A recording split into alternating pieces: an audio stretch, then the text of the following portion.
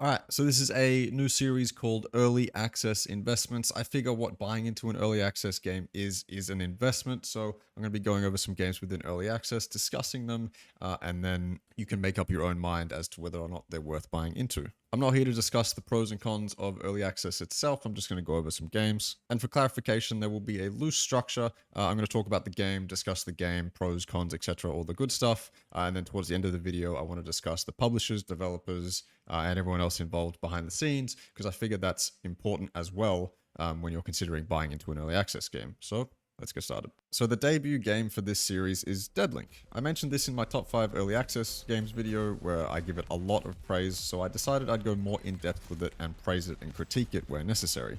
So first, what is Deadlink? Well, it's a fast-paced FPS that takes heavy inspiration from the likes of Doom and puts it into a roguelite setting. The gameplay revolves around entering an arena-like room and using the 2 guns and 2 abilities you have at your disposal to kill all the enemies in the room while managing your ammo and your cooldowns. You break the C balls, which are the glowing balls, in the room to refill your ammo, and that act alone keeps you moving around the room, dodging bullets and juggling enemy priority. This is a solid core loop. There's no fat on this loop. It's all meat and all plays into what the game is trying to get you to do, which is move around and think about how to play the game given the situations. After you die or complete the run, you come back to base, which for now is a simple hub screen. It's got a couple characters and the opportunity to upgrade with what you've earned in the run. Okay, so I told you the gameplay loop is solid, but why? Well, mechanically, this game feels great. Moving around the levels is silky smooth with just the right amount of weight and float to your character so that freedom of movement isn't hindered at all. Firing off shots with whatever weapon you are using also feels great. There's enough oomph to each shot to make them all mean something, and when ammo is a resource you have to manage, that oomph is important. They've also done well by synergizing the movement with the environments. For example, you can grapple hook the balls to launch yourself, and one of the abilities allows you to change places with an enemy or a ball itself. And I think being able to synergize mechanics with the environments and other systems is incredibly important, and in my opinion it shows good promise. Now when it comes to the pace, I want to praise but also critique the game a bit. As I said, you need to manage your resources. You get ammo by breaking the C balls in the levels, but initially, especially without any upgrades, your ammo capacity does have an impact on pace. You can easily run out of ammo, and that stops the pacing right in its tracks and forces you to go break a ball to get more. Now the thing is, you can upgrade your ammo capacity in and out of a run, but initially it is a problem. There is definitely an argument for how much better the pacing would be if the ammo capacity was more lenient, but you can also argue that the game would be way too easy or need massive balancing changes if you had much more ammo. But for now, I think this is only a critique I'm willing to give the initial phases of the game, as you can upgrade your ammo capacity as you progress. Okay, let's talk about the tools at your disposal and the general content throughout the run. There's a basic enemy variety right now, each with their own unique attribute to play around and counter, and I've had no issues with balancing when it comes to enemies or their abilities. So how do you take on these foes? Well, right now there are 2 characters, Soldier and Hunter. Soldier wields a shotgun and a rocket launcher as weapons and has a grapple hook and a scrambler as abilities. Hunter wields a pistol and an arc cannon as weapons, and Hunter also has the ability to trade places with an enemy and the option to place down a decoy. Having played both characters for about the same amount of time, I can confidently say that each ability and weapon has a purpose within the run. Not once has an ability felt useless, and that may be in part due to the small number of them, keeping the gameplay tighter and much more focused. Now of course, being a roguelite, you can upgrade these abilities and weapons in and out of the run with decent variety. Let's just quickly run through all of the upgrades you'll find within the run and I'll give my thoughts on them. First, a neural upgrade, which is a smallish stat increase to things like damage, defense power, etc, etc. My only wish is that there was more variety in the stats you could increase. Next, you'll get a shell upgrade, which are unique buffs based on the character you are playing, and for some reason, these feel like the most useless out of anything in the run. I thought these would be the most impactful, but the choices you have seem limited and honestly kind of weak. I wouldn't mind seeing more variety here and a bigger buff.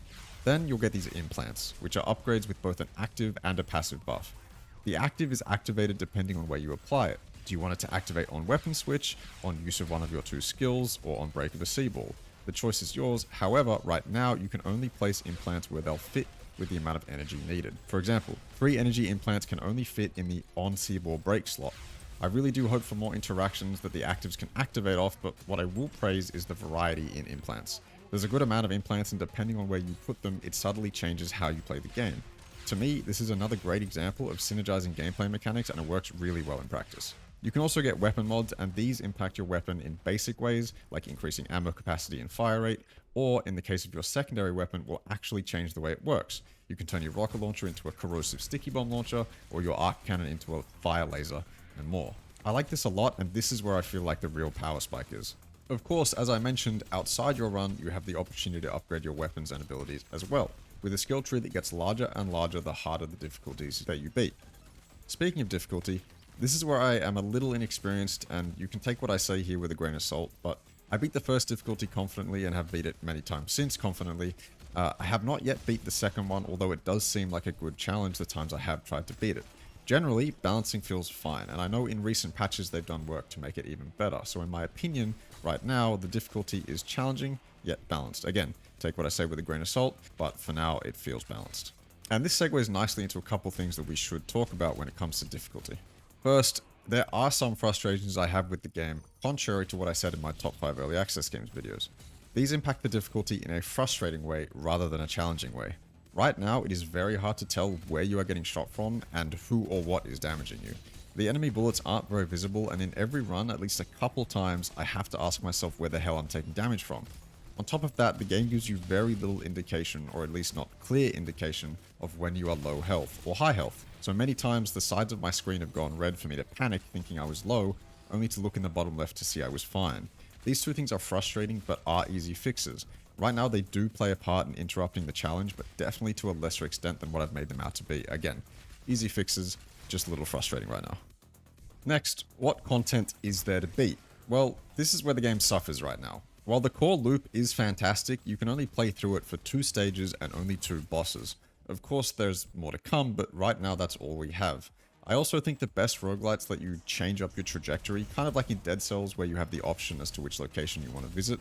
I doubt they'll ever do that in Deadlink, but some environmental changes would be nice, and nicer if the player got the option to choose where to go.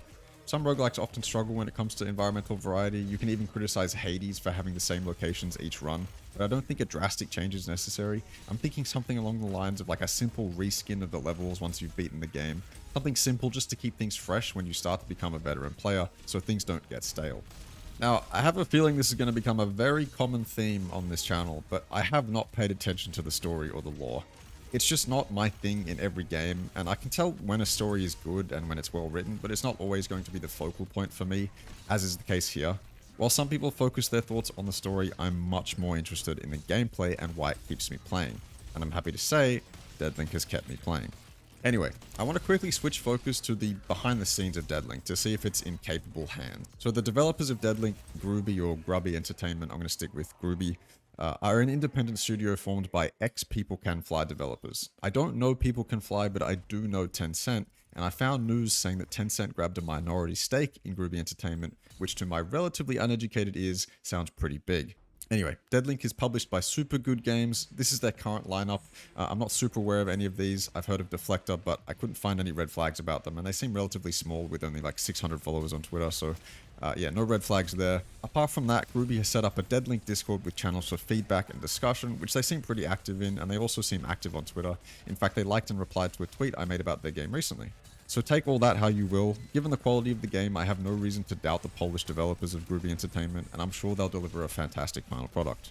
Okay, but is it all worth the investment? Well, right now I don't think the content within the game justifies the 20 US price tag, but that's early access for you, and they're not far off either. 1 or 2 more stages, 1 more character, and more variety in the upgrades, and you are there at that $20 price tag. I have no doubts that they will achieve those things, so on my arbitrary scale of stay away from, risky investment, safe investment, or great investment, I'm putting Deadlink at a great investment. I have faith, and what speaks volumes to me is the gameplay. If they've taken this much care with it so far, I can only see them repeating this level of quality in the coming updates. That was all I wanted to say about Deadlink. I hope to continue this series and get better and better at making it every time.